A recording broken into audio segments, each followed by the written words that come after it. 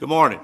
Morning. I'll call our January the 8th Nash County Commissioner meeting together. Seems like we hadn't met in a long time, about 5 weeks, I think. And I'd just like to say I have missed all of you, staff, Board of Commissioners, manager.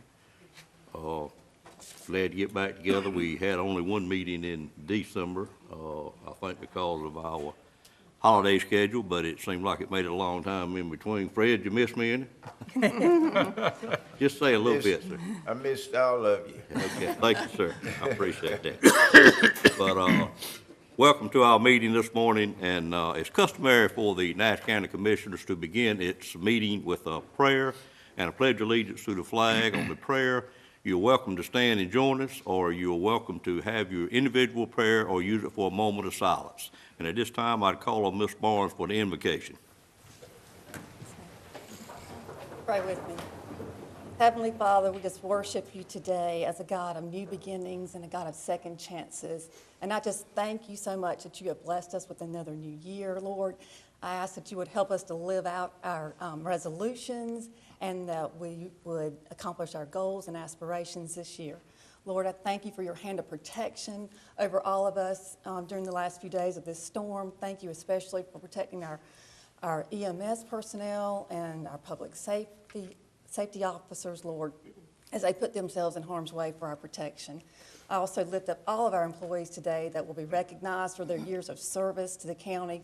God, I pray an extra special blessing upon every one of them for their dedication and their commitment to the county, Lord. And I especially pray that we would remember Miss Jones and her family, Lord.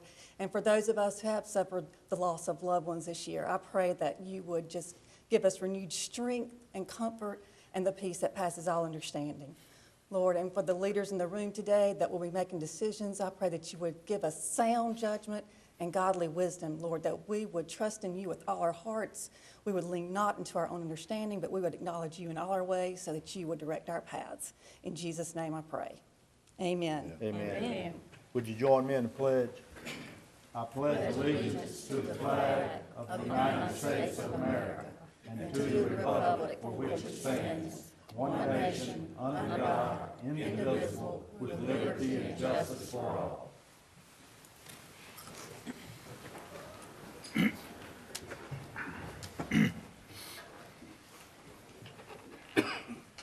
Barnes, I appreciate you turning over the New Year resolutions to a higher esteem, because it seems like I don't do a good job of following mine, so maybe that'll help this year. If I begin to get a little skinnier, y'all know it did help. Moving on, the first item on the agenda is item 4, which is approval of the minutes, and we have 2 sets of minutes. The ones for the joint meeting on November the 30th with the Nash Rocky Mount School Board, and then our regular minutes for December the 4th. Is there any corrections to the either one of those minutes? I had one, if anyone Yeah, I else. think- Yes, sir. December the 4th regular meetings listed me up there as chairman. I read it last night. Correct. I don't have my iPad open right now to look directly at it, but it was in the December 4th meeting. Yeah, it's in Said paragraph. Chairman Fred Belfield Right. did something. Yeah, it's in paragraph 6. If you can fix that. And then under closed session, does that all you had, Mr. Belfield? That's all. Okay. And then under closed session minutes, which it just shows that we approved them, it refers to them, and we may always do this, but it's a little bit confusing, I think, if we go back 2 years and look at them. It refers to them as regular board meetings minutes rather than closed session minutes on the agenda. If you just take a look at that, I think we can make that a little more clear for anybody that look at it in the future. With those 2 thoughts, anything else from commissioners on the minutes? If not, I entertain a motion to approve both sets. So move. Moved by Mr. Belfield, Second. second by Ms. Wells. Any questions on that motion? All in favor of the motion, let it be known by saying aye. Aye. Any opposed by a like sign? Motion carries. Ladies and gentlemen, next item on the agenda is item 5. It's public comment session, which is the point on the agenda when we allow anyone to bring any item to the commissioners that they wish to bring forth that's not otherwise on the agenda. We do ask that you sign up prior to the meeting. I did not have anyone to sign up this morning, according to the clerk. Is there someone that, in the audience that wished to speak that didn't understand you were supposed to sign up? I'd be pleased to have you come forward at this time. Seeing none, we'll move to item 6, which is one of our favorite times each year for the Board of Commissioners, in that we are presenting service awards for all employees that have been with the county over 20 years. For someone to work at one place for 20 years is pretty much unheard of this day and time. As we know, the millenniums, I think they average having 7 jobs is what I read. And looking at my children, a couple of them on a path to make that 7 jobs happen. But to work 20 years, and then we have numerous ones 25 years, 30 years, 35 years, and even 40 years. So I think it's a testament to the type of employees that we have in Nash County. And 2 things that it points out: number 1, that you're dedicated to your job, and number 2 is that you're a great employee, because you wouldn't work somewhere, I don't think, for 20 years, 25 years, 30 years, unless you were doing a great job. And in this case, I know each one of these individuals are doing a great job. Mr. Lamb, would you join me up front and let me get these awards?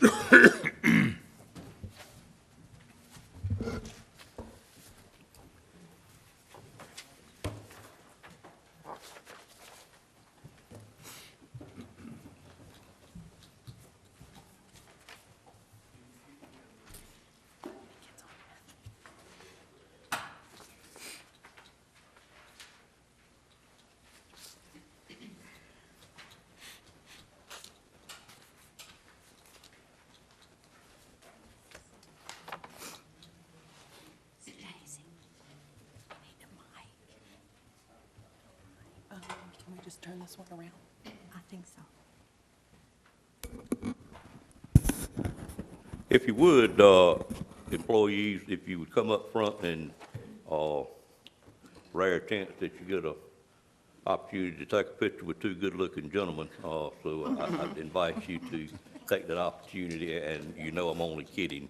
I'm very, very serious about how important these awards are.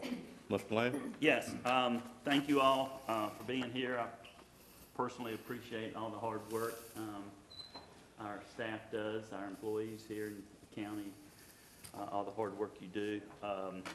At this time, we're going to recognize the 20-year employees.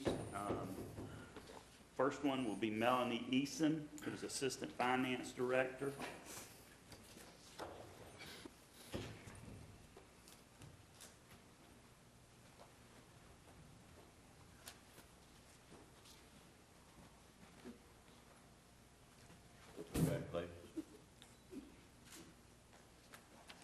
Very important job, as you all know. Probably has something to do with payroll along the line as well. Yeah. The next one is Astrid Gassaway. She's with Home Health, Public Health Nurse number 3. Public Health Nurse 3. Thank you.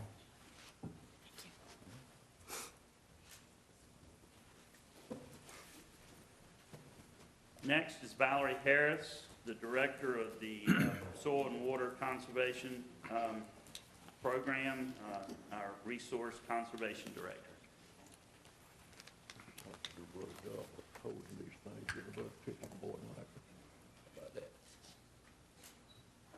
Thank you, ma'am. Good to see you this morning. Wayne Jeffers with Public Buildings.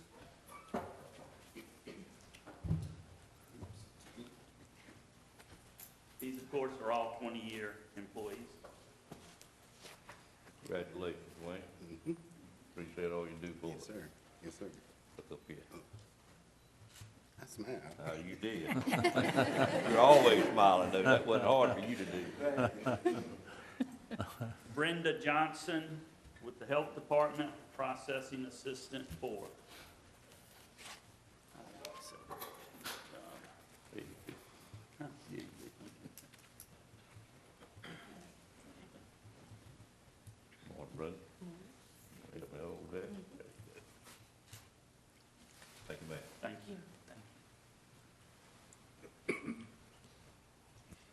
Frida Joyner, Social Services, Social Worker 3.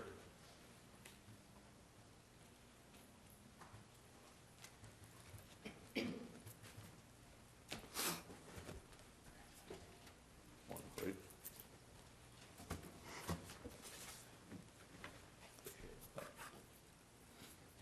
Shannon Lee, with the Health Department.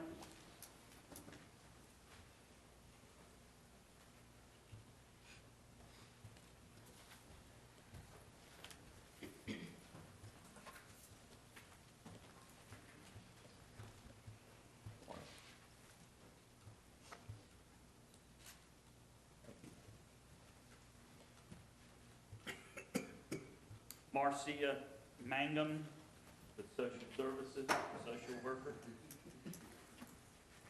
Marcia. Marcia. Marcia.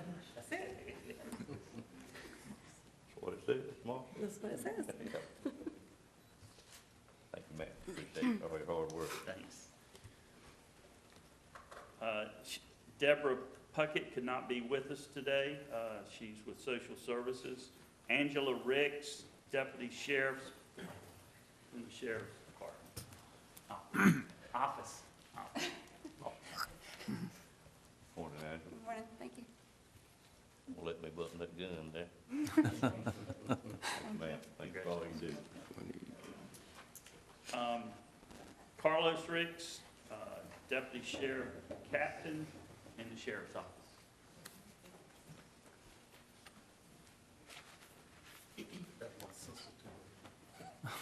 That's your sister. Yeah. Thank you, sir. Appreciate it.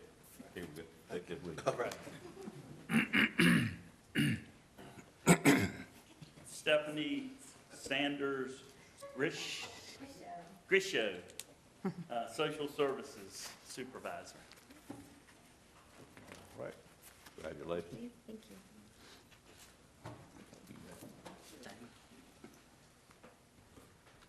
Judy Thompson with the Health Department could not be with us today. Melissa Whitehead, Social Services, Finance, Business Office. That's pretty much everything. Congratulations. Congratulations, ma'am.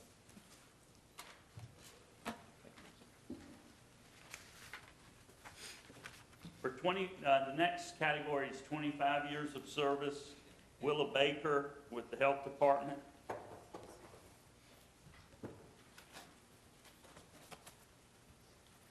Good morning, ma'am. Good morning. Thank you. Jane Norwood, Social Services Attorney.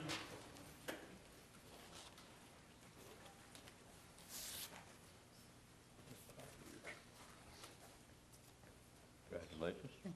Thank you, ma'am. Appreciate it. Mary Reeves could not be with us with Social Services. Jill Winstead, Health Department.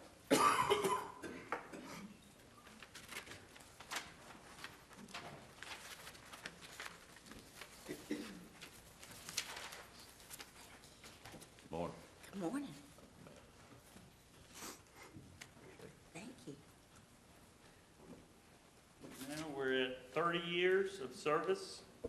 Scarlett Langley, who has retired with the Health Department and Animal Control. Congratulations, Charles.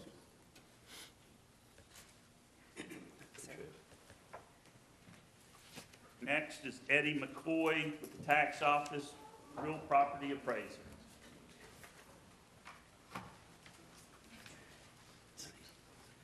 Eddie, I done got nervous with George. I can't get it over. That's all right. Make you more nervous. Show you how much I There's think a I- check that comes with this, right? Very bad. Right back behind it. The last day of every month.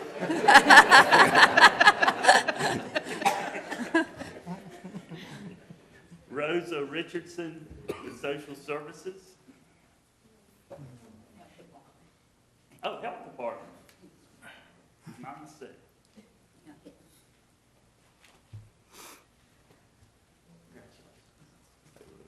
Thank you for all you've done.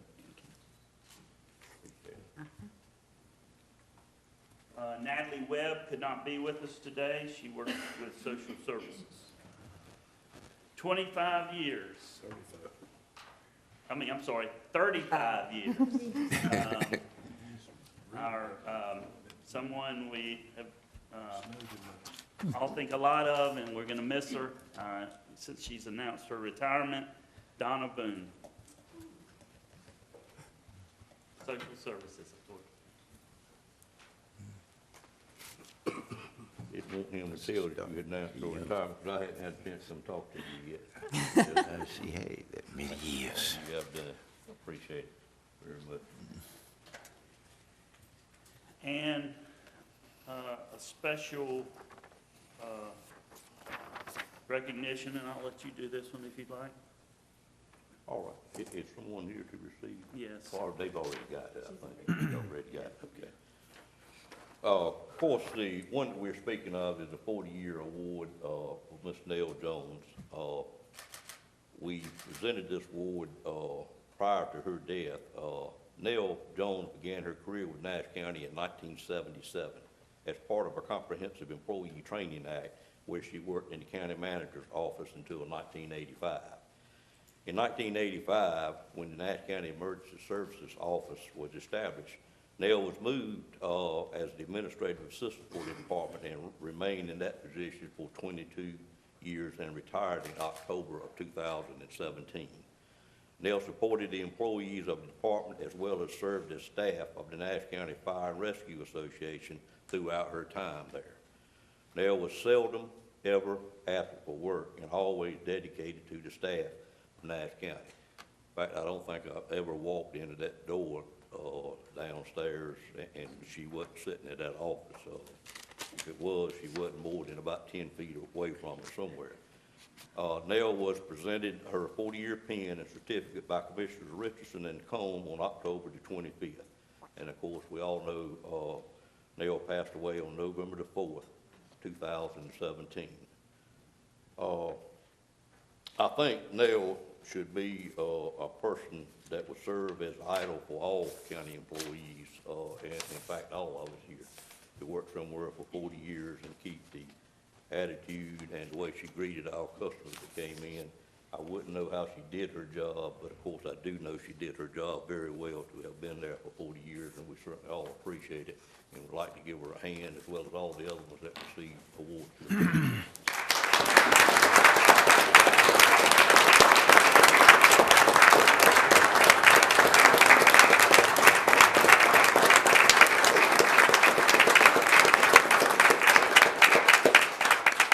Thank you.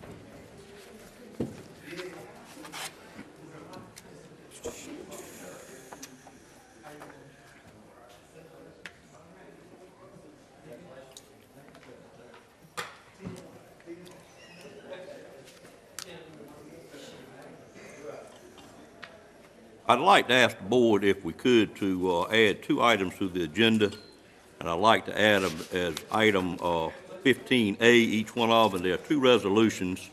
One of them is concerning the upcoming Martin Luther King Day, and the other one is a resolution that we were asked to consider by a Superior Court judge as well as many other attorneys in Nash County concerning the redistricting for the judicial districts of the 7th Judicial District.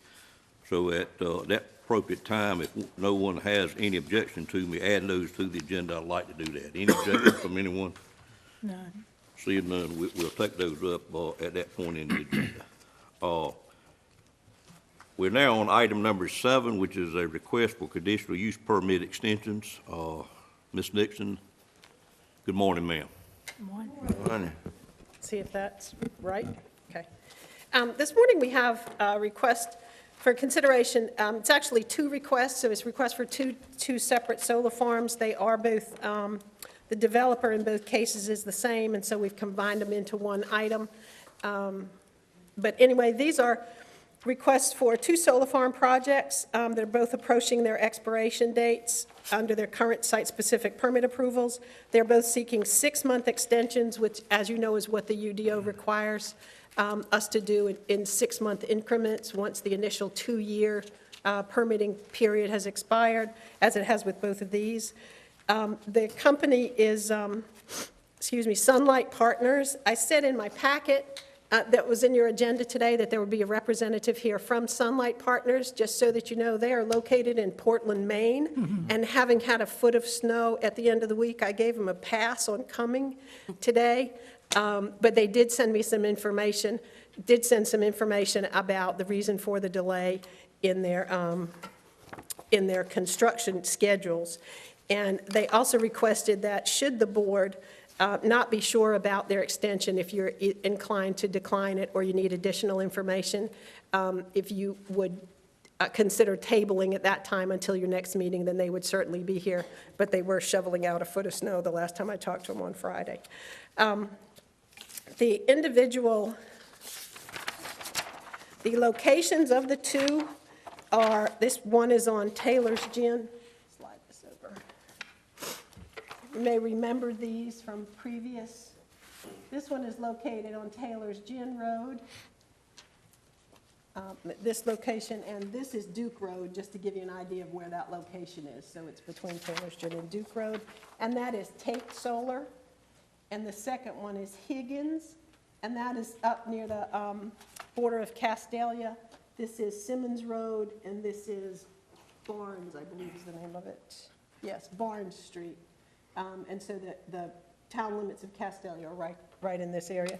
These were both previously approved in 2015, and the 2-year vesting cycle or the permitting cycle for both of them have expired actually last summer, and they are reaching the end of their first 6-month extension. They cited in letters which have been provided to you, I believe, that the delays continue to be related to the approval process and reviews that are required by the energy company, by Duke in this case, and that they have not been released, and so they're still being held up in that process. They also mentioned in this letter some legislation that was recently passed by the General Assembly, known as HB 589. I asked them, since they weren't going to be here today, a little bit about that and how it affects them. And the representative said that the primary impact, of that legislation is that it does have some, essentially some grandfathering for projects that were permitted before a specific date. And so not retaining that grandfathering status by extending the permit would likely cause some additional delays for them and also some additional costs because they would be in a different category and have some additional work or studies to be done for Duke.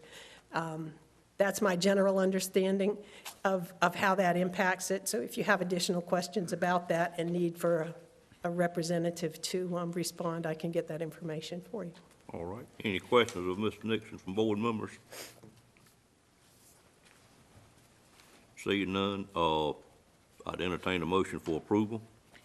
Mr. Chairman, I would offer a motion to approve the request for the Tate Solar Farm and the Higgins Solar Farm for another 6 months extension. All right. Have a motion by Ms. Richardson. Is there a second to that motion? Second. Have several seconds to that motion. Any questions on the motion? I think the closest one was either Mr. Belfield or Mr. Outlaw. Which one of y'all? Belfield's fine. Mr. Belfield, okay. Any questions on that motion? All in favor of the motion, let it be known by saying aye. Aye. Any opposed by a like sign? Motion carries. Thank you. Item 8 is a approval request for a tax-exempt loan for the Salem District Volunteer Fire Department. Mr. Brian Brantley, you gonna present that to us, sir? Yes, sir. Good morning. Morning. Sure you've been a busy fellow here lately. Sir? Sure you've been real busy lately. Yes, it's been a blessing. We've had nobody hurt in our service, and Right. as far as I know, through the sheriff's office and public safety. With this winter weather, we're very fortunate. This is the tax exempt loan request from Salem Fire Department for a purchase of a fire truck to, of course, be housed at their station. This is the approved certificate of clerk approval from the county attorney that we've done numerous times, and does not obligate the county or the Board of Commissioners for the loan. It's just for tax approval purposes. All right. Any questions on that explanation? Seeing none, Mr. Richardson, I'd entertain a motion at this time. Mr. Chairman, I offer a motion that the request be granted. I have a motion by Ms. Richardson. There's a second to that request. Second. Second by Ms. Wells. Any questions on that motion? All in favor of the motion, let it be known by saying aye. Aye. Motion carries, sir. Thank you all. Next item on the agenda, item 9, is high-speed internet. Ms. McGee, Thank you. tell us where we are on this moving target.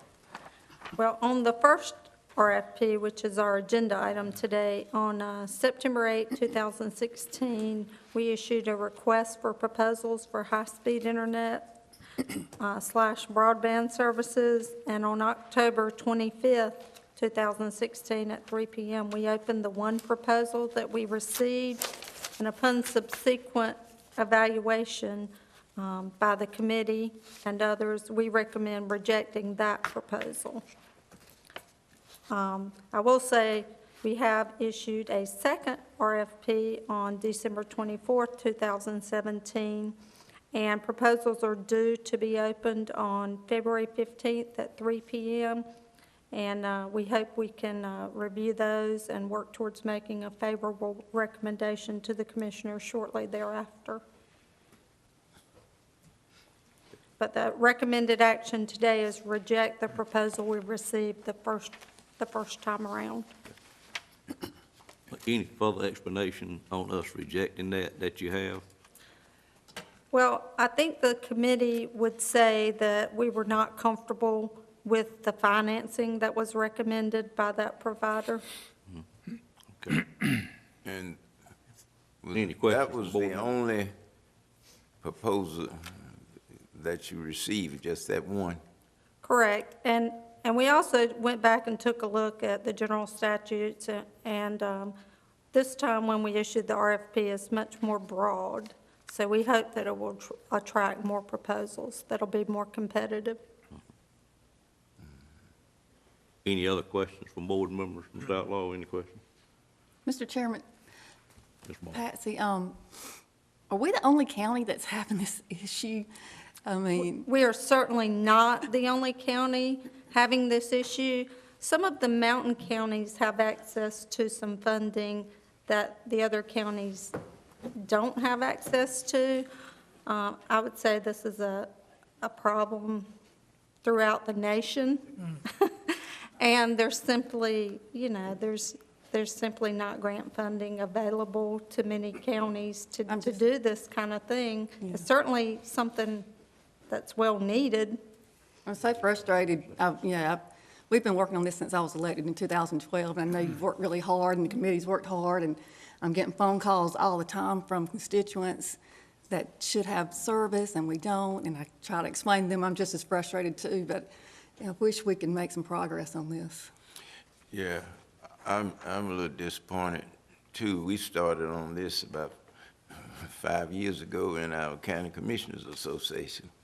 And I don't know, for some reason, the state just hadn't, they say they are, but we don't see any results from what the state is trying to do to help out on this. Mr. Durham, was there any legal reason why we needed to do that you want to explain to us? Well, we're really just trying to clean it up. This one particular proposal, which was the only RFP we received over a year ago, was not really responsive. Later, we started negotiating with someone else, and that's when I reviewed the statutes and the changes in the local bill and determined that we needed to redo our RFP to comply with the state law. There were some noticing requirements that we had not done, so we're moving very quickly with this new RFP, which we think complies with the statute, and hopefully in the next 2 months, we'll have several, hopefully we'll have several to look at instead of just one that's not responsive. So we're really just cleaning it up, and hopefully we'll get a better product in the end. Mr. McGee, do we have reasonable assurance that the one we've looked at the longest lately is going to be resubmitting a proposal, you think? I have had some inquiry as a result of sending out the RFP from several firms, including that firm. Okay, all right. I think this whole process, at least for me, and I'm sure the other members of the committee and the board as well, has been a learning process.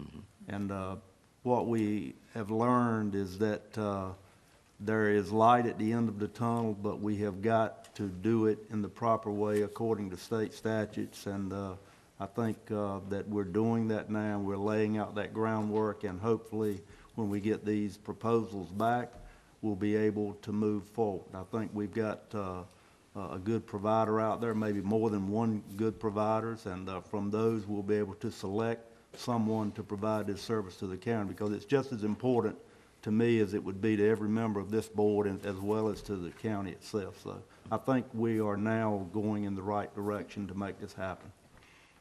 And this recommendation is a recommendation that comes from the committee? Correct. Okay, all right. Well, I think this board has always listened to our committees because they're the ones that spend so much time working on individual things. And I know we are very careful on things sometimes, and in this past year, we have come to realize that sometimes caution is a very important thing. Several things come to mind. Most important one, of course, is our mental health agency that we ended up with. We almost went several different ways, and we kept working and working through the committees, and in the end, I think we all will agree we made the right decision. So I'd entertain a motion to approve this request at this time. So moved. Moved by Mr. Outlaw, is there a second? Second by Mr. Combs. Any question on the motion? All in favor of the motion, let it be known by saying aye. Aye. Any opposed by a like sign. And the board appreciates all the work the committee has done on it, and we all look forward to resolving it for the best of our citizens. It is a very, very important item, and I think each month that goes by, it becomes more important because, number one, the school kids we have in the county, and then number two, something we've realized in the last year, that we've got so many people working from home that depend on this service and actually almost have to locate themselves within our county in a location where they got it available instead of having access throughout the county. Thank you. Thank you. Look forward to seeing you back before us on this. Item 10 is a fiscal year 2016-2017 audit presentation. I call on Ms. Donna Wood. Good morning. Good morning. Good morning. Okay, today I have Mr. Stuart Hill, CPA from the audit firm Thompson, Price, Scott, and Adams. He's an audit supervisor, and he'll be presenting the results of our fiscal year 17 audit. All right.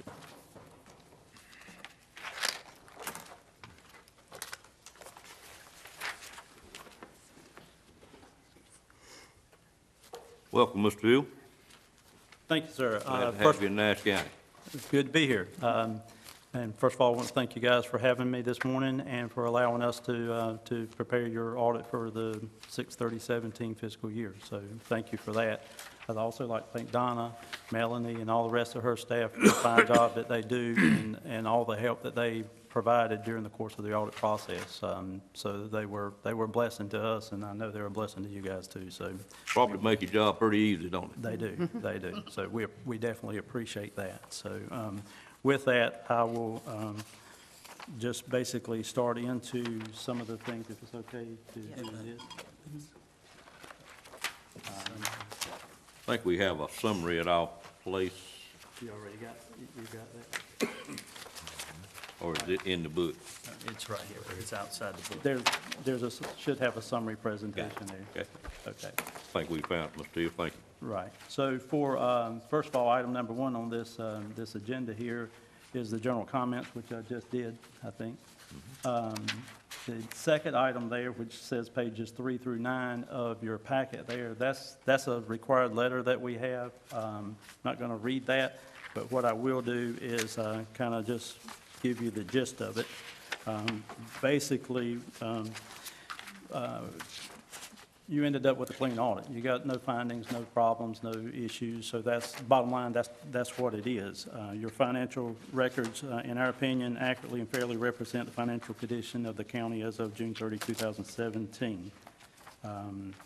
We're required to talk about your, any kind of estimates or assumptions that are made. In financial records, there are some things that are estimates or assumptions, such as allowances for doubtful accounts or depreciation expense. Those are estimates and assumptions. All of those items seem to be reasonable and in conformity with the standards. So those things are good. We found no difficulties that we encountered during the performance of the audit. Your staff were available to us. They made the records available to us. So all of those things went very smoothly, and we appreciate that again. We had no disagreements with any of the staff or anything, that we didn't have any fistfights or anything like that. So hopefully they feel the same way. But at any rate, from our perspective, that all went very smoothly, so we appreciate that. Other than getting some information from the predecessor auditor, we didn't feel any need to go out and talk with any other accounting firms to for consultation or any other things, as I say, other than getting some information from the predecessor auditors. And again, as I said, we found no problems, no audit findings or issues that were significant or present. So very good, very good. Okay, starting on page 4.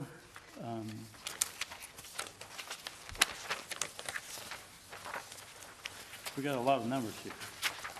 These are just some of the key indicator numbers that we look at a little bit. And again, I'm going to try not to bore you. I'm going to try to go through this fairly quickly and get through it. But these are some key items from the audit, rather than the full, trying to look through the full-blown audit thing. We just kind of pulled out some key numbers here. And at the top of that page, of page 4, you see the government-wide net position. That's all funds. For 2017, your government-wide net position is $59,481,700. That's an increase of $2,912,612 from the previous year. What we do here is we also provide 5 years of information, so you can compare the trends from what it is now to how it has moved along throughout the previous 5 years. So those are there.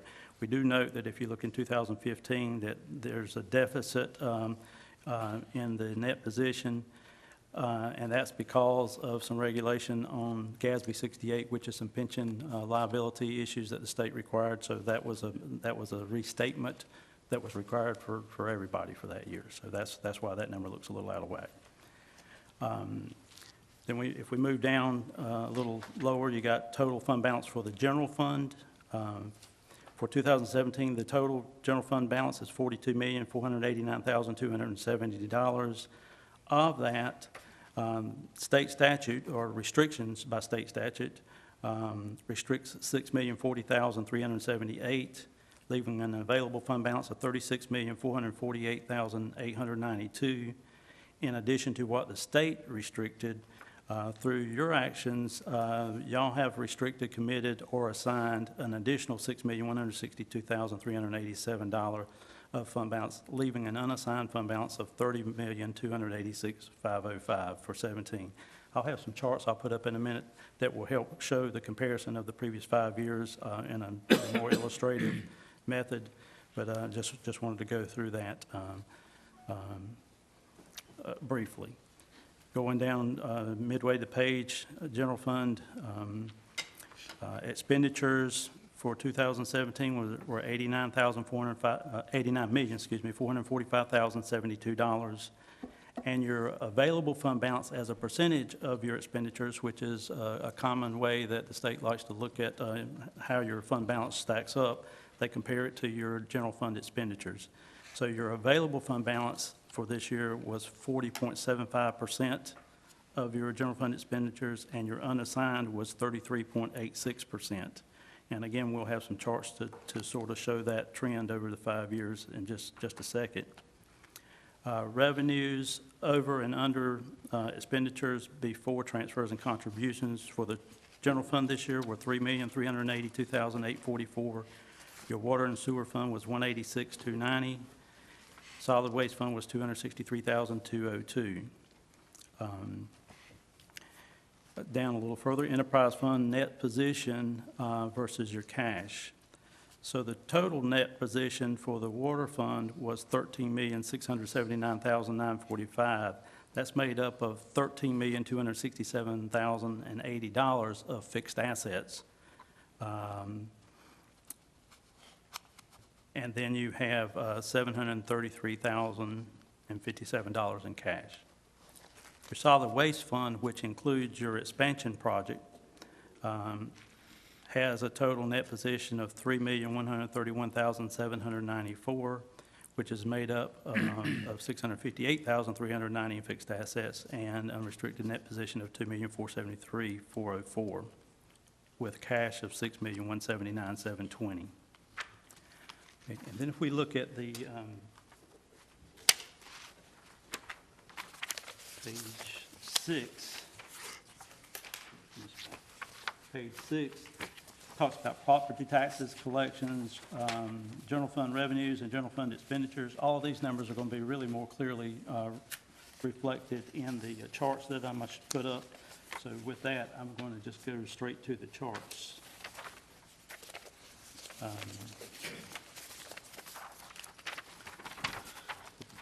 First chart that I'm going to put up goes back to your fund balances, your general fund balances, and this gives you the visual of how your total fund balance, available fund balance, and unassigned fund balances have changed throughout these 5 years that we presented. This chart is generated by the numbers that were on the previous page where we had all the data on. So you can see there that your total fund balance basically went from, let's see what we got here. Total fund balance, this is for your general fund. From 2013, it was $34,729,921 to, in 2017, $42,489,270. Your available fund balance went from $28,870,888 in 2013 to $36,448,892 in 17, and your unassigned fund balance went from $22,936,183 in 13 to $30,286,505 in 2017. And those items are reflected on the chart. And then if we look at your available and unassigned fund balance as a percentage of your general fund expenditures, those numbers are reflected on the second chart that we have here. And again, those numbers all come from the pages with the data.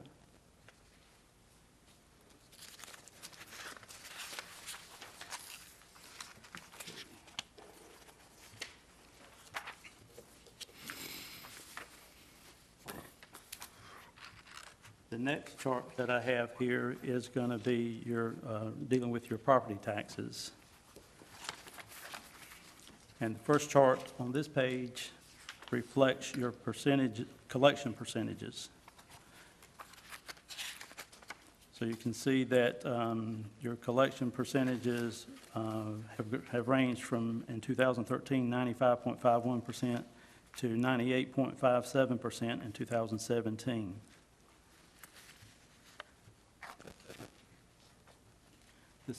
We also provide a comparison with other counties in the same population range as Nash County.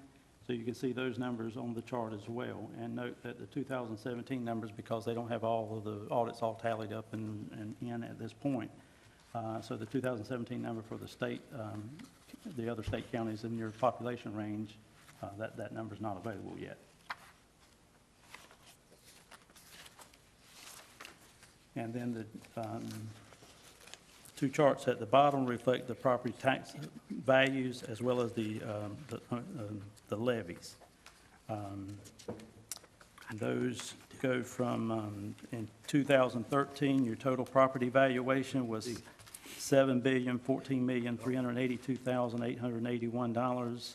And in 2017, it's $7,491,880,596. That's represented by the red bars. And then the levy amounts represented by the blue bars, which is, in 2013, you had $47,082,688 in total levies. In 2017, you had $50,210,757 in total levies.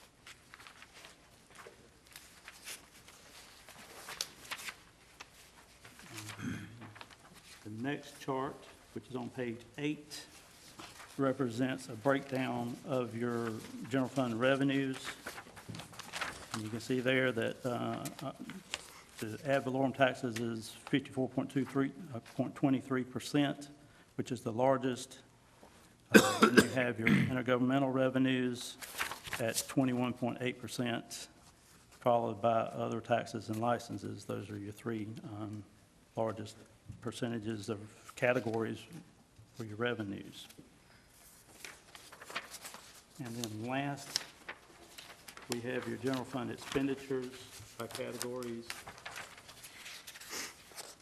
And with that chart, you can see that your largest category for expenditures is human services, 29.13%, followed by education at 27.33%, and then public safety, 23.51% of your total expenditures. I know it's a lot of numbers and a lot of digestion. Hopefully it's not indigestion, though. So, and feel free to take any questions. All right, any questions from the board members for Mr. Hill at this time? Mr. Hill, do you, I guess, do other counties audits as well? We do, yes, sir. Your firm does. Do you remember how many other counties in North Carolina? Well, we got 3 offices. I'm not sure how many some of the other offices do, but I know we do quite a few, yes. In 15 words or less, Nash County stands where, in your opinion, are we in excellent shape overall, or I'd say counties that we do is in the top 3. in the top 3? Okay. Yes, yes, sir. Great news then. Okay. Okay. If the board noticed, our manager grinning down here, while this audit was been done, if you look on page 6 at the, chart at the bottom, the red line, I think that I'm correct in saying he came to work in 2000, at the beginning of 2014, and, the line's been headed straight up the hill ever since he got here, is why he's smiling so big. I believe, I didn't ask him that, but I think that's the reason for it. But it takes the whole staff to do that, as well as decisions by this board, but, it does look like to me, certainly not an auditor, but it looks like we're in pretty good shape, and, we've gotten a lot of done during this period as well. It's not the fact that we're just sitting on money, not getting the things done that needs to be done in the county. We've accomplished a lot of capital improvements, but, the staff has been very diligent in advising the board the best way to finance those projects so that it doesn't affect the fund balance, but so much. And we're glad to have you. I know it's the first year y'all have done it. I asked every year, when do we change auditors, and we did this year. And what little bit I know, it seemed like we should rotate it every once in a while. Yes. And glad you enjoyed doing it for us, and thank you for your presentation. Well, thank you, and again, thank you to your staff as well, so, Absolutely. thank you. Well, one thing, Mr. Mr. Chair, Belfield? Sure. I think grants have helped us tremendously Absolutely. to stay in good shape. Yep, it has. It's by far been the best grant year that we've ever had, Right. by far. And of course, that again is attributed to the staff that we have that works in that department as well. If there's nothing else on item 10, we'll move to item 11, which is award a contract for landfill expansion. I'll call on Mr. Bill Hill. Mr. Chairman, Yes. Mr. Chairman, I'm sorry. I think Ms. Wood needs a motion. Oh, I'm for that sorry. item. Item 10 does call for a motion, Yeah. and I appreciate you getting me straight, Madam Clerk. Or would that be Madam Secretary? No, that's what I watched last night. It is Madam Clerk. We accept the audit. Okay. I have a motion by Ms. Wells that we accept the audit as presented. Is there a second to that motion? Second. Second by Mr. Bellfield. Is there any questions on that motion? All in favor of the motion, let it be known by saying aye. Aye. Any opposed by a like sign? Motion carries. And thank you again. Item 11 is Mr. Hill here? I do not see him. Oh, okay. I think we told them 10 o'clock or. Okay. Anybody need a break at this time? Let's take one. I figured I'd get a taker on that. We'll take a 5-minute recess. I call us back to order, and we stopped after we finished item 10. We're now on item 11, the award contract for the landfill expansion project, and I'd call on Mr. Bill Hill for that presentation, along with Mr. Moore. Good morning. Good morning. I come before you today, and I have Mr. Moore, Vance Moore, with the engineering firm in Cary. In November, just this past November, we started soliciting bids again for the construction of Phase 4, the C&D expansion. It's projected to be good for 5 to 7 years of expansion of the C&D landfill. A pre-bid conference was held on November 28th, and the county did receive 8 bids. We were very pleased to see that we had a good participation with bids. 8, as I said, were received. They ranged from $524,610 to $790,134 for the project. Pretty wide range there. But that low range, you remember, is much less than that $753,000 Barnhill, low bid that we got back in July. Garrett and Moore Engineering Firm has evaluated all these bids and determined that the low bid, PLT Construction Company out of Wilson, was the responsive and responsible bidder that met all those qualifications. And it is our recommendation that we accept the low bidder at this amount of $524,610. And the engineers here, Mr. Moore, again, to answer any questions you might have. In the commissioner's packet, I did include all this information along with the tabulation sheets and how the different bids came in and the breakdown of the costs that add up to those totals of those 8 bids. Any questions from Mr. Hill or Mr. Moore from board members at this time? Yeah. Belfield? Is this the best route before we make the final decision to do this or find another site? What's the difference in there? What's that question again, Mr. Bell? I said, this the best decision that we should make at this time? What we're talking about, 5-year? It is the best decision, I think, at this time, and it is a continuation. Actually, this total landfill expansion project goes out to past 2050 or 51, I think. It goes out a pretty good ways. This is just the first phase of 3 or 4 phases to follow. So it is a continuation. We have the land. There's no land to purchase, and there's it's a natural sort of expansion. You answered my question when you said you have the land for expansion. Yes, sir, the county does. Okay. Any other questions from board members? Could I just request that, let the minutes reflect what the low bid was previously versus what it is now, which would support the weight that was recommended at the time, which I think it was well over 700,000 a few months back. There were 3 or 4 of them. But the low bid was, right. Yeah. About So 700. this is significantly lower than that, which, that was a good decision that was recommended. Yeah, and in all due diligence or all revealing everything, we did remove one item from this work that was in the original bid that accounted for about $50,000 cheaper than we are, but certainly we are still well over $200,000 less than we were I would just like the before. record to reflect Okay. the impact of that decision we made some months back, which proved to be a very wise decision, which I thank the members of the board that recommended it. Mr. Hill primarily. Well, Any other questions? That brings up another question. Did we delete, I thought, am I understanding you right, that we deleted something out of it? We deleted one item, Mr. Bellfield, and bid it separately informally, because we needed to go ahead and get that done, and that was relocating a pile of debris that was located at the landfill. So that helped make the difference? It helped make the difference by About $200,000 No, originally? You see here, we saved, from 553, about $230,000.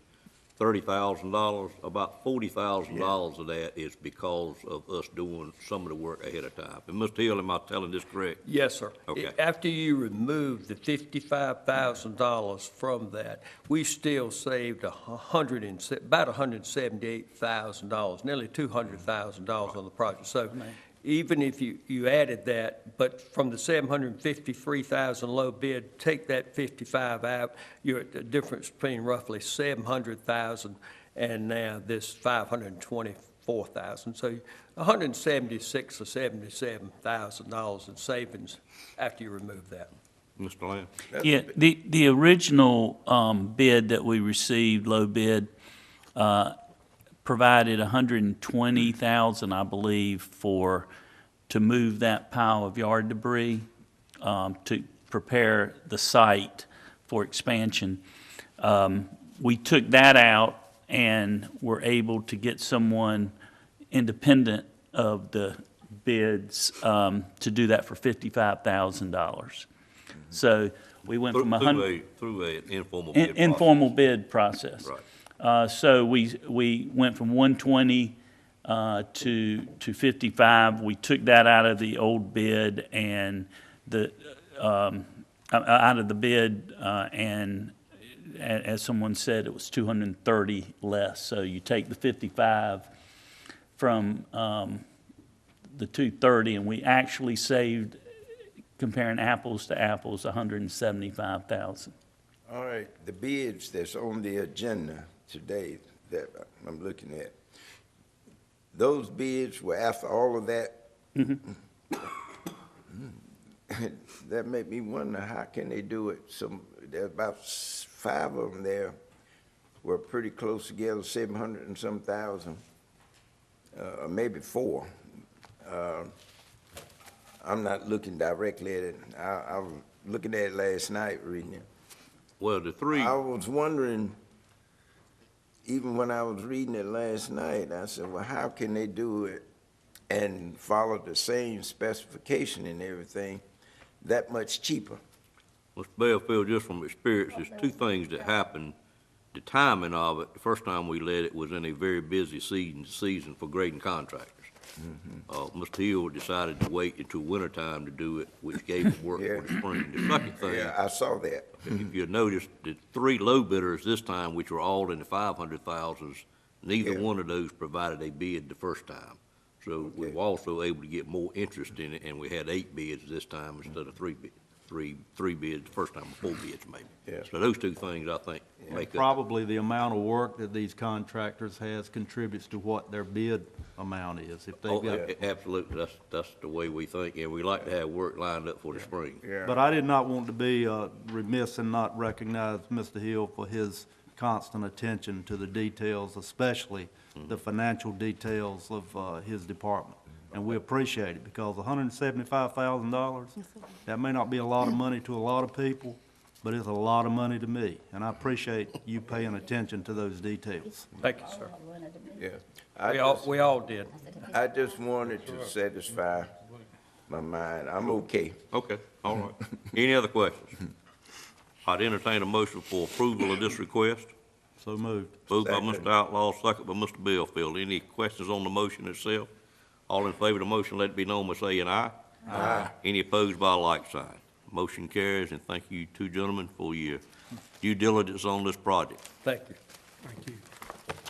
Next item is item number 13, which is closeout project ordinance. Ms. Donna Wood. Excuse me.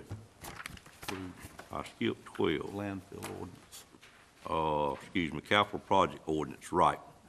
Okay, 12, all of them capital project ordinance, but we'll start with 12, of course, Ms. Wood. Okay. I saw the word landfill moved on.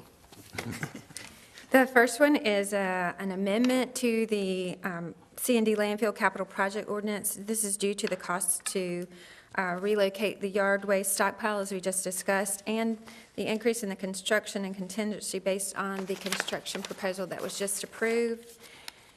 Originally, when we did the capital project ordinance, it was an estimate, and we created a capital project for $400,000. This amendment increases the capital project ordinance to $668,000. This is based on the construction of $524,610 that was just approved, and the relocation expense of the $55,000, and the other legal, engineering, and contingency costs. And it will increase the transfer from the solid waste fund. It'll be an increase of $268,000. Any questions on this request? Entertain a motion for approval. So moved. Moved by Mr. Outlaw, second by Ms. Wells. Any questions on that motion? All in favor of the motion, let it be known by saying aye. Aye. Any opposed by a like sign, motion carries. Ms. Wood, continue on item 13. Okay, the next few items are closeout project ordinances. The first one is Highway 97 Sewer Expansion Project with the Golden Leaf Grant. It was a Golden Leaf Grant project. And the project ended up as $3,218,185, the actual expenditures. And if you'll notice in the amended budget, there's a correction for the construction observation. That should be 105,000 to match up with the actual expenditures. But this is a closeout, and we have to wait until the audit's approved for fiscal year 17. Since the audit was accepted, we can do the closeout. Okay. You need, Oh, I'm sorry. The next item is the Nashville EMS Station project. Again, we had to wait until the final audit procedures for fiscal year 17. The total expenditures for the Nashville EMS Station were $865.96. Everything would match up as the amended budget showed. I apologize, the numbers are not in the actual column, but they match up as the budgeted expenditures. The only thing you wouldn't see in actual would be the transfer to the general fund. okay. The next item is it's from the Nash Community College Bond Fund for the capital project.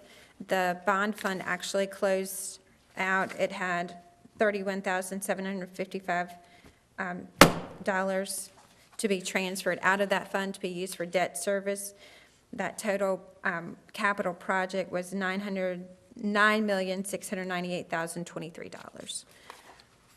And again, that had to go through final audit procedures for fiscal year 17 before we could request the closeout of the capital project ordinance. Okay. Those are the three then? They are my three closeout project ordinances. Okay. Any questions on either one of those three? Entertain a motion for approval. So moved. Moved by Mr. Combs, Second. second by Mr. Bellfield. Any questions on that motion? All in favor of the motion, let it be known by saying aye. Aye. Any opposed by a like sign. Motion carries. Item 14. Item 14, I have some new grant project ordinances requested for approval. The first one is the Community Development Block Grant for Disaster Relief.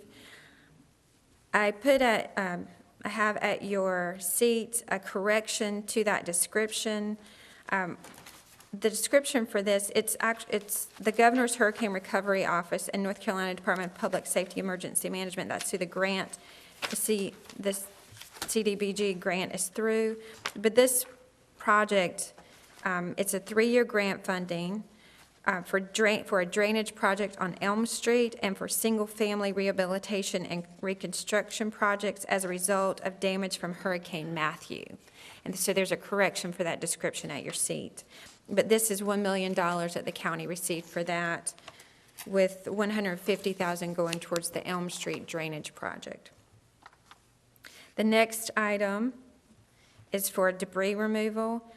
The attached project ordinance is submitted for the Tar River and Stony Creek debris removal project for the following grant awards: $132,000 for the Tar River debris removal from the Golden Leaf Foundation. The next item is $284,840 for the Stony Creek debris removal from the North Carolina Division of Soil and Water Conservation, for a total currently for the grant project of $416,840. And the next, the final grant ordinance I have is an award made to Nash County for $17,545 for the 2017 Homeland Security Grant Program. This is through the North Carolina Department of Public Safety Division of Emergency Management. This project, which is referred to as DPR-4 Salamander System Project continuation, involves the purchasing of a system to track human resources and give incidents an accountability system to allow the incident command structure a secure way to track people and equipment. It's $17,545. Ms. Woods, is there any reason why you would need these done individually or all together okay? They can be done all together unless you have a specific question on one or need to break it out. Right. Any questions on either of these project ordinances that we're setting up from board members? I got one question. Yes, sir. We don't need to break it out, in my opinion, but on the debris removal, I know that this is just a start on this process. Are there plans for future funding, requests for funding, availability of funding that might allow this project to be continued? Maybe Ms. McGee might have some comments. We're preparing our request for proposals now, and we'll bid the project, and when we know what the exact cost will be, we will figure out how to proceed with it. Okay. I would just like the record to reflect that this is a project that will need to be continued. And at some point, you know, maybe that would be a part of our capital projects presentation or something, some way to make it visible before the board. We've added it to our capital project working group list of projects. Okay, great. But what we are talking about now, Mr. Chairman, is grant money, right? These are all project ordinances that are associated with grant funds, yes. Grant, yeah. Yes, sir. Which means you have another situation, disaster with, that debris had to be removed, we can apply for a grant. But even We if you could, don't, even if you don't have another situation, you still have a need to remove debris from the streams and the rivers. That's something that this will not clear that issue. Yeah. Oh, no. Any other comments or questions on these three? Seeing none, I'd entertain a motion for approval. So moved. Moved by Mr. Outlaw. Second. Second by Mr. Bellfield. Any questions on these ordinances? All in favor say aye. Aye. Any opposed by a like sign? Motion carries. Then we're on item 15, which is your normal budget amendments. Ms. Wood, if you want to continue. Okay. The first budget amendment, or the first two budget amendments, are with the Sheriff's Office. The first one is for $2,000 for DeLeon Carter Foundation grant funds received to implement an unmanned aerial vehicle program, a drone program. The next item, no county funds are requested for that. The next item is for the Sheriff's Citizens Advisory Committee, donated funds. These funds are to be used for needy families and other services, $6,340, no county funds requested. The next item are for grant funds received for the Hazardous Material Emergency Preparedness Grant Program with the Emergency Management Division. It's $6,600. No county funds are requested for that. These are for training purpose, to be used for training. The next item is with Department of Social Services. This budget amendment is to budget additional federal funding for the Low-Income Home Emergency Improvement Program, $31,376. No additional county funds are requested. Next item is with Parks and Recreation. The amendments to budget additional funds received from local businesses for the team sponsorships, $3,886. No additional county funds are requested. And the final items with Solid Waste Department. And this amendment is to appropriate and transfer the additional $268,000 from Solid Waste Reserve Fund to the C&D Landfill Expansion Project as part of the capital project ordinance that was just approved. Any questions on either one of these budget amendments by board members? Ms. Wood, or maybe Chief Deputy, the non-manned drone, could we get a little bit of explanation of what we're doing there? Are you familiar with it? Somewhat. Okay. Sorry to put you on the spot, sir, but you normally know a little bit about all of y'all's going-ons. Morning, Commissioners. Good morning. At this time, we're exploring the option of obtaining a unmanned vehicle, aerial vehicle, and we're looking at different products to see which one will suit the needs that we would have, that we can use along with certain situations, rescue situations, Project Lifesaver, and there are so many different types of products out there. We're trying to get the one that will meet our needs and that can, we can have possessions. Currently, we're using the one from Nash Community College. Right. So we are speaking of a drone. You use the terminology non-manned vehicle, which makes me think it's much larger. But No, it's going to be a handheld device. Okay. It's not going to be anyone in it. It's just handheld, just for local area overview. And that explained it to me, and I appreciate sir. that. The second item you had, funds coming from your advisory committee, which is a substantial amount of funds, $6,400 roughly. Where does your advisory committee generate funds like that? Usually, we get Just private. so if the board runs into some of them, we can certainly thank them for what they do. Yes, sir. We get a lot of donations from different groups in the community, and what we do is we put them in a fund, and that we can use it for different projects like Meals on Wheels, and we give different donations to other entities. So any funds you have donated that are of that type, you run them through the advisory committee to see where they're spent? Yes, sir. Okay, I see. So this could be funds from several different sources? Yes, sir. Okay, thank you, sir. Appreciate it. Any other questions? Entertain a motion for approval for these budget amendments. So moved. Moved by Mr. Bellfield, second by Ms. Richardson. Any questions on the motion? All in favor of the motion, let it be known by saying aye. Aye. Any opposed by a like sign? Motion carries. We added item 15A, which was the two resolutions. At this time, I'd like to entertain adopting these two resolutions. They were put before you when you got here this morning because they've come up, both of them, in the last couple of weeks since we've met. And for that reason, Mr. Lamb, are you okay to read these two resolutions? Could I ask you to do that? Sure. Since the board hadn't had time, and we'll take up the one on Martin Luther King 50th anniversary of assassination first, if you would. And I'll just, for the benefit of the board, this was a request that I received over the holidays from Nash County citizen that just asked if we would consider this resolution. I think it has been already approved by the Edgecombe County Board of Commissioners at their meeting because they met last Tuesday instead of this week. So it's already been addressed by them. But if it's okay, I'd ask Mr. Lamb to read that. Okey-doke.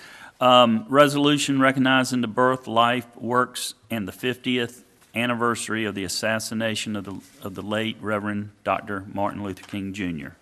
Whereas the late Reverend Dr. Martin Luther King, Jr. was born on January 15th, 1929, And whereas at an early age he realized and responded to his calling to serve others by seeking justice and equality for all humanity by advocating for social, judicial, economic, educational, and political opportunities and changes through practices, policies, and/or procedures using nonviolent approach.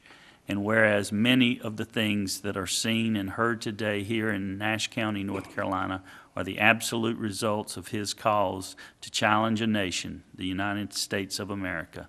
And whereas the late Reverend Dr. Martin Luther King Jr. was assassinated on April 4th, 1968, while on official duty pleading for justice. And whereas this coming April 4th, 2018 will mark the 50th anniversary of the assassination. And now, therefore, be it resolved that we, the members of the Nash County Board of Commissioners, do hereby join in on this acknowledgement of his birth, life, and works of the late Reverend Dr. Martin Luther King Jr. and the recognition of the 50th anniversary of his assassination, April 4, 1968 through April 4, 2018, and do hereby recommend this observance throughout Nash County, North Carolina, and to all its citizens. Respectfully presented and adopted this the 8th day of January 2018. All right, entertain a motion for approval to adopt this ordinance. So moved by Second. Mr. Chair. Moved by Mr. Bellfield, second by Ms. Wells. Any questions on this motion or any comment commissioners like to make?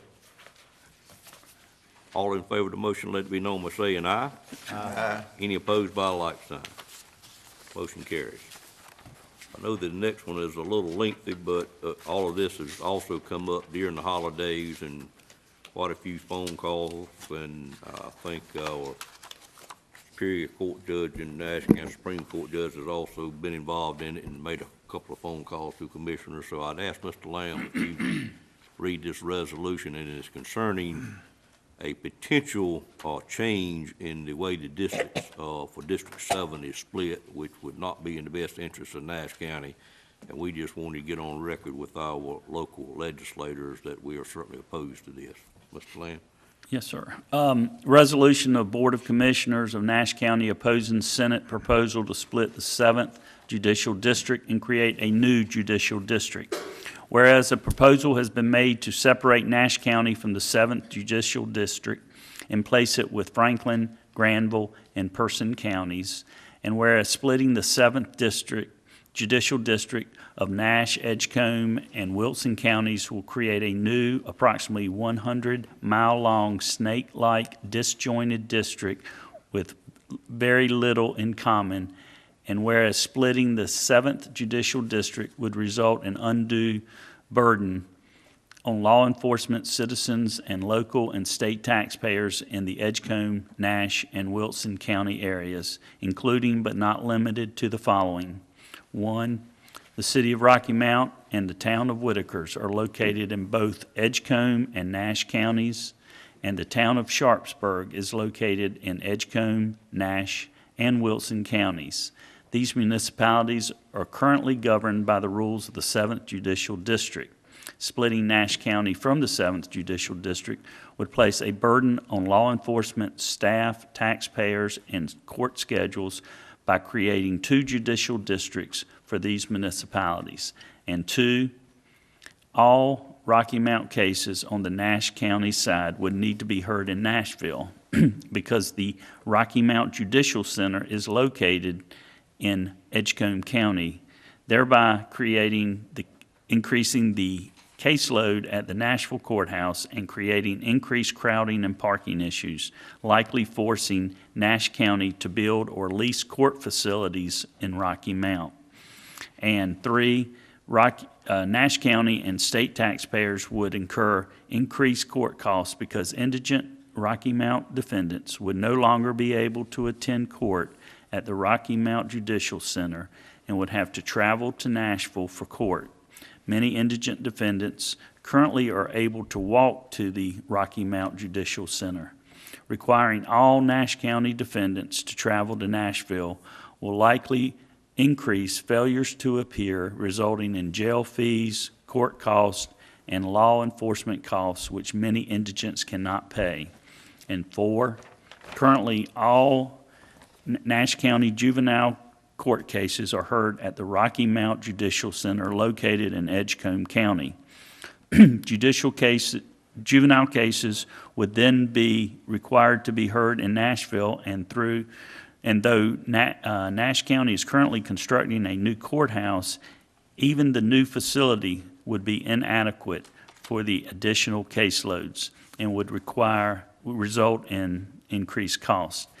And 5, the current 7th Judicial District is easily accessible by convenient 4-lane highways, I-95, US 301, 64, and 264, and law enforcement officers in the Tri-County area can conveniently meet personally with the district attorney or any judge after only a short drive. The proposed change would require local law enforcement to drive 1 to 2 hours to meet with a new district attorney or judge, creating additional expense for state and local government. And 6, removing Nash County from the 7th Judicial District would result in inefficiency and considerable travel expense as a result of increased travel for law enforcement, prosecutors, judges, and other court officials from the current maximum distance of 27 miles up to 100 miles. And 7, the current 7th Judicial District's Guardian Ad Litem program operates under one administrator for all 3 counties. Pulling Nash County from the 7th Judicial District would disrupt this program and impair the ability to track and protect children. And 8, cost-efficient joint crime fighting task force among law enforcement agencies in the district, all working successfully within the bounds of one set of local prosecutorial policies, is just one example of the critical need to keep the 7th Judicial District intact as one compact crime-fighting unit.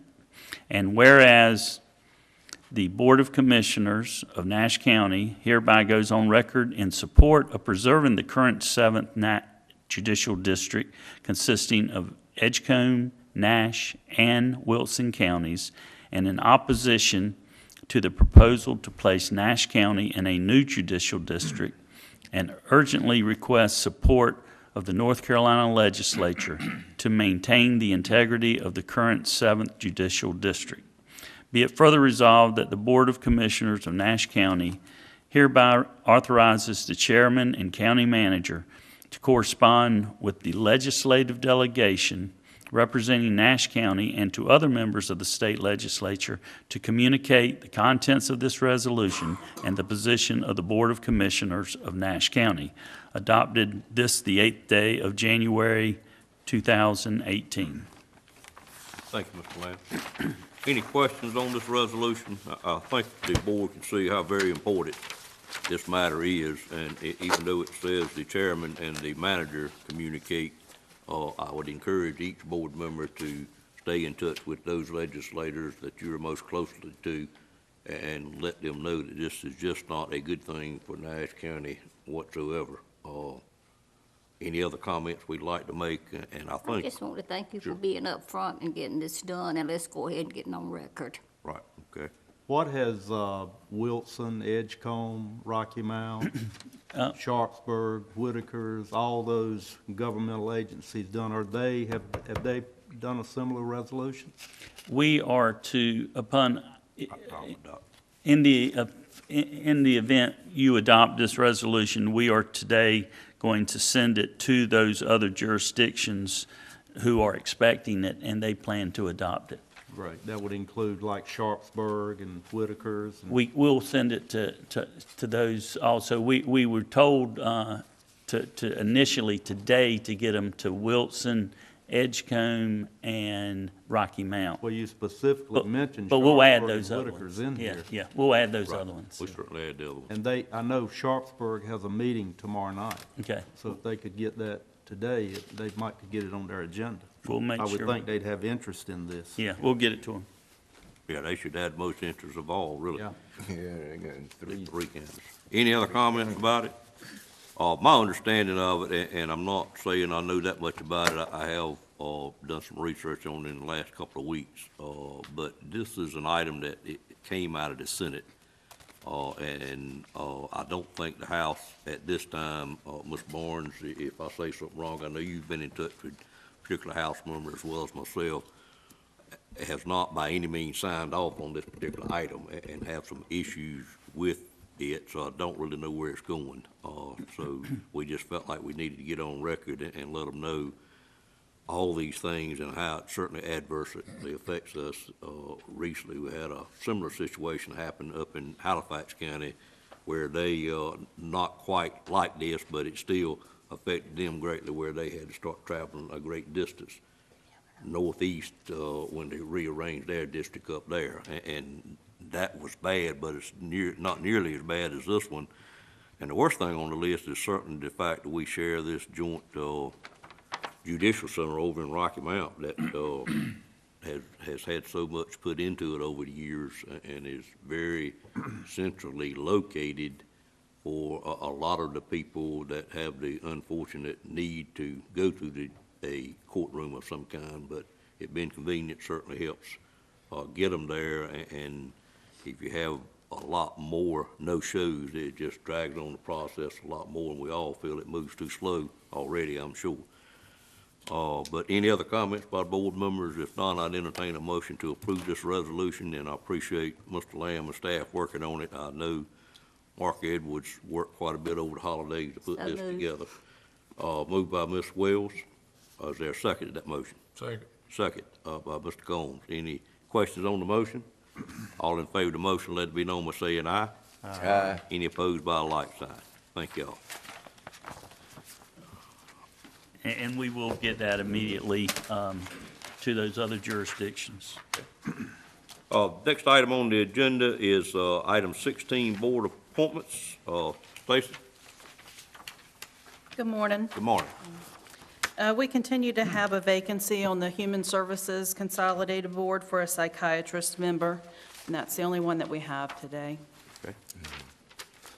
Any comments or anybody working on or got anything to bring before the board? If not, we'll continue it.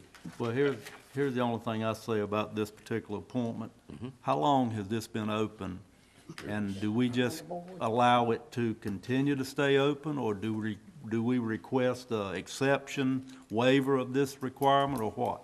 Because we talk about it every month, but we never have anybody that's interested in it. Well, as you certainly alluded to, Mr. Outlaw, it is in the statute that we have this person on the board, and it would require an exception to the statute for us not to continue seeking this person. And certainly it's a board decision whether they want to attempt to get from our legislators or from the General Assembly an exception to this. I feel like probably our easiest route, and I'm not looking the easy way out, but is to continue to try to find someone. Well, maybe we can continue to find someone, but I mean, we just keep putting it before the board every month, and. Sure.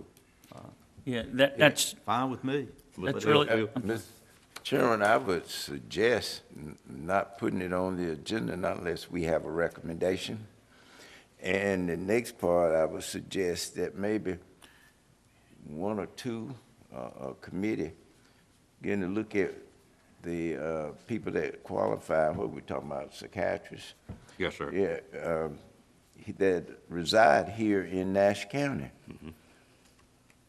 Well, Because we're just leaving it open. Apparently no one's looking. Can we not? I mean, I don't know. think, let me address that first, Mr. Outlaw. I don't think it's no one's looking. Well, I know Ms. mean, Barnes has seeked several people to fit in this position without success to date. But, Mr. Outlaw? Can we make an official request to the hospital for a person to fill this position? is that something that we can do or should do, or? I mean, I know Ms. Barnes sits on that board, and I know she's discussing it probably monthly, but maybe if we made an official request from this board to fill this position with a psychiatrist and explain the need to have a person of that position on this particular board, they might understand and try to help us in getting someone on the board. Ms. Barnes, would you like to address that question? I will be happy to do that again.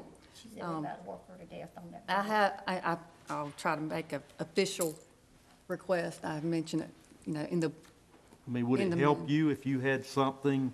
well, maybe even, maybe Trillium could help us. The issue has been, we have psychiatrists in the area, but residing in Nash County has been the issue. Well, so. wouldn't it be better to have somebody that lived and resided in Wilson or Edgecombe than not to have somebody on this? I think it's a requirement that. Doesn't it require? Well, does anybody know if it's a requirement to be a Nash County resident? If I will not, look into that. I'll make sure. you will let us know that. If it is a requirement, maybe we should request that it be changed to allow us to have some flexibility in filling this position. Because we spend time every month talking about it. If it's okay, then, I will get with Ms. Barnes, and the two of us will report back to the board at the next meeting what we think the best approach would be. And in the meantime, Mr. Durham, if you'll let us know if it has to be a resident of Nash County, that would certainly help out some. But we will, report back to you under the, appointments next month, how we feel the best way to go about it. At that time, Mr. Outlaw, it may well be that we take you up on your offer to, do I don't think a resolution will be proper, but a request from the board in a letter form to help us fill that position. We're okay to move on from that. And Ms. Barnes, do you have an update on where the board is? We were kind of expecting a hospital board appointment at the meeting today.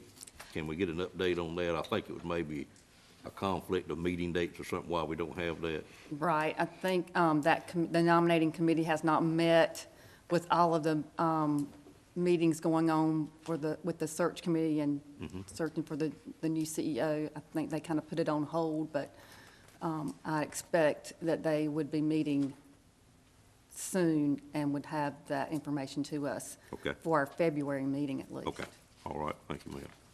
Any other board appointments? No, sir. Thank you, ma'am. On item number 17, a monthly tax report, Mr. Wren. Y'all will find out February. Mr. Chairman, members of the board, our monthly tax report is in front of you. It does seem to be trending in the right direction, and it's for informational purposes, but always glad to try to answer any questions. Any questions on the tax report of Mr. Wren at this time? Seeing none, we'll go to item 18, which is the tax refunds. Yes, sir. And we Mr. Chairman, certainly, as always, thank you and your staff for bringing us the tax report, and how well y'all doing in that regard. well, thank you, and I appreciate everybody's cooperation, including the taxpayers and the manager, county attorney, and the board. It's we all seem to communicate well, and so far so good. Us taxpayers were delighted to be able to go see you in December and pay those taxes. Oh, yeah, Believe me, I'm we sure the were. pleasure's all there. So if I guess I'll need to ask you to approve the refunds. All right. Board had a chance to look at the refunds. Any questions on those? If not, I'd entertain a motion to approve. I have one question. Sure. Yes. Ms. Barnes? Did you have any taxpayers wanting to pay early for 2018? Yes, ma'am, we did. We had Did you quite a accept few. those? We had a lot of them, and of course, we accepted it, but, and our staff and myself at the point of contact, we made every effort to let them know that, because we were asked, whether or not it was going to be successful, and we just don't know the answer to that question yet. It hasn't been interpreted by, I think, the federal government yet. But, if I may. Sure. That, I believe the IRS has said that unless the taxes are due have been levied, that yes. it wouldn't be. But there's talk about the a corrections bill that would take care of that, that would allow it after the fact, retroactively. But, Exactly what I But read the in my new studies. tax law doesn't take effect until next month. So, ac- Well, this month. This month. We're in January now. And you realize, Yeah, a week ago.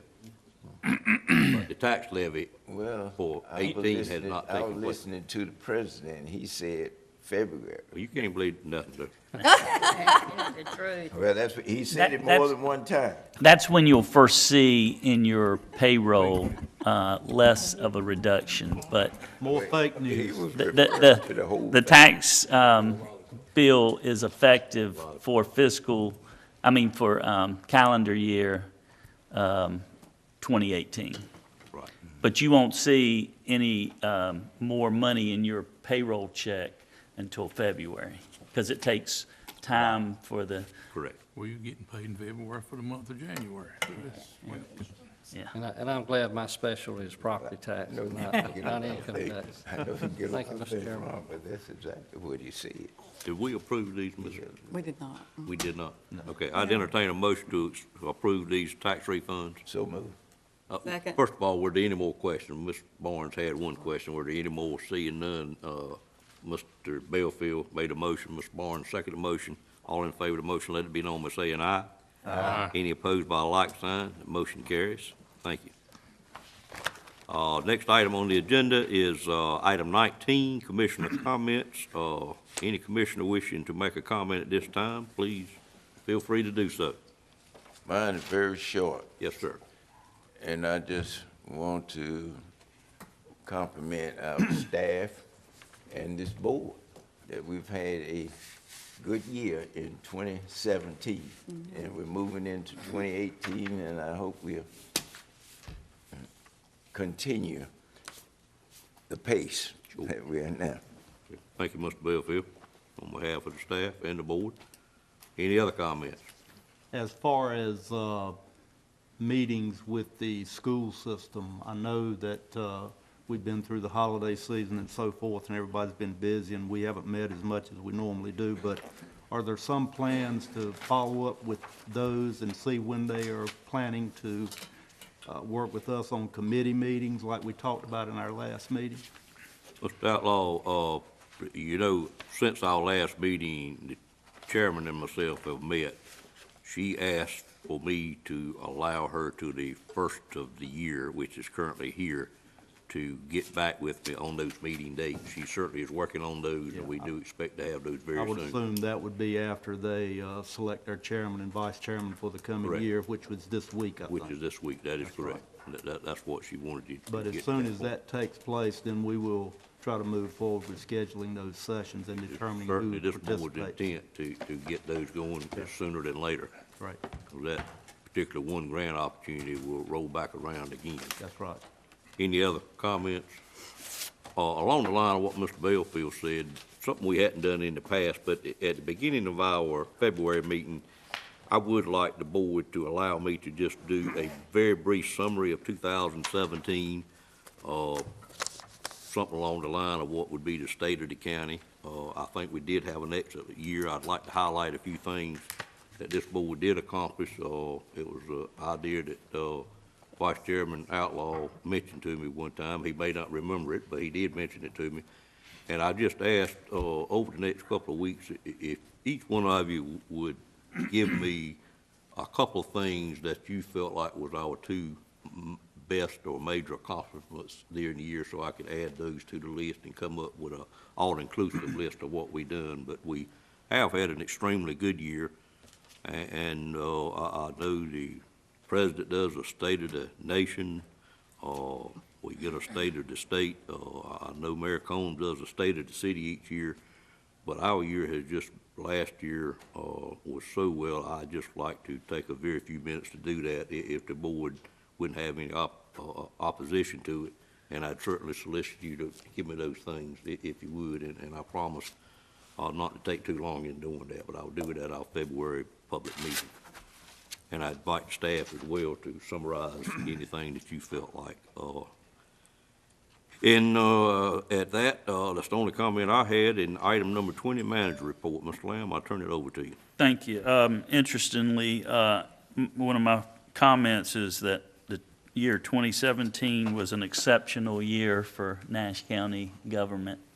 And that's already been talked about, and it really was, as far as things we've got going, things we're completing, projects we've completed, and also the excellent grant year that we've had. And I want to thank the finance departments and the tax office, and as well as our auditors. I think this is a very one of the best audits I've seen. The information provided to us today has been better than I've seen in the past here, and I think they picked out the right things, the things that we really are interested in, and made it very clear. So I want to thank the auditors, but I also want to thank the finance office and the tax office, because they're the two that departments that have the most to do with our county finances, and this audit report reflects upon the otherwise great year. I mean, the great year that we've had on the financial side. The radio committee, we've had a radio committee meeting about every week. Our last meeting was scheduled for Thursday, and it got canceled. We are looking at purchase options, gathering all the information that we can, and we hope to present a proposal or alternatives to the commissioners in February. We will be revamping the monthly commissioners report. Each month, the commissioners receive from each department a report from each department head regarding projects and a monthly update. We're going to try to streamline that, try to make it more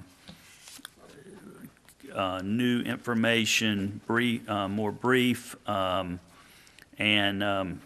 up to date. And and we are going to attach the up-to-date copy of the capital projects worksheet with everyone, with every report from henceforth. If there's, once you see the new format, if you have any suggestions or want to see any other changes, let me know. We are responding to some concerns we had heard about the length of these reports, and so we will be streamlining those. Stacy, the Assistant County Manager, and I have worked with Elgin Lane, the Human Resources Director, to implement a new process for our department heads to address reclassifications, salary adjustments, and job description title changes. Before now, some people would come to me, some people would go to HR, some people would go to commissioners, and so we're just trying to streamline the process so that the new process will help us maintain internal equity in our pay system, make sure all the steps in the process through finance and payroll are addressed, and we can continue to encourage, but we will continue to encourage most of these type changes to occur during the budget process. With that, I thank you for the support the commissioners have given in your actions as well as your words to the staff, and we look forward to a great 2018. Thank you. Thank you, sir. One more thing I thought of, Mr. Lamb, if I could, I should have mentioned it during the tax report, but I had a couple of calls last week, particularly on Wednesday, about us being closed. We were closed Tuesday, then we were closed Wednesday, and of course the bad weather came in, but one particular lady was real upset because she drove over here Tuesday to pay her taxes, then she drove back Wednesday to pay her taxes. We certainly gave public notice of what our hours were. I know we follow state holidays, but maybe if we could just put a note on the front doors next year and just post that. She asked that that be done. Simply, she said if I had saw the note Tuesday on the door, I wouldn't have come back Wednesday. Yes. I would have waited till Thursday, which I thought was a decent request. Sure, So, sure. Yeah, well- and I think it compounded due to the fact that the municipalities were open on Wednesday and we were closed. I think made it a little more confusing, but if we would just maybe post our hours, particularly at the rear door, for people parking. And this year was a little bit odd the way it worked out, that we were only open, or really should have been open 2 days, but as it ended up, I guess it was only one. Well, I don't know what it was, but that was her concern, was the fact that she came 2 days in a row to pay her taxes, and she said her last closing comment was she done got out of the mood of paying them, which none of us want. But with that said, at this time, I would entertain a motion to go into closed session, and the closed session is for the items listed, which is a matter of attorney-client privilege, economic development report, a contract negotiation that we're currently under, and a personnel matter. Mr. Manager, do we expect any action to be taken in closed session? I don't believe so, but we will certainly contact the 3 members of the press here today if anything does come out of closed session. Okay. What does that mean, Mr. Attorney? Okay. All right, entertain a motion to go into closed session at this time. So moved. Moved by Mr. Barnes. Second. Second by Mr. Combs. Any questions on that motion? All in favor of the motion, let it be known by saying aye. Aye. Any opposed by a like session? We stand adjourned to closed session.